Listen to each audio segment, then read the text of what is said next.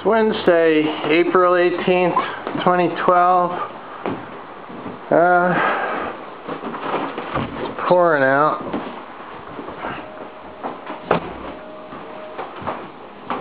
With the car being, the vehicles being down, I'm not really going to be able to do a lot of doings. Hopefully this rain doesn't mess up my fiberglass stuff on the top of that roof. There you go to the car and get some computer junk. Well, this is why I went out yesterday on that bus ride.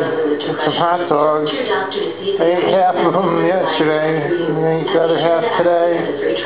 And I got a pack of Lipton sides I'm going to cook later. So I'll have some kind of food today. Well, that's it for today. I didn't do really too much except work on computer crap. I'm working on some of Kaya's stuff right now. Anyway, I'll see you tomorrow. Have a good night.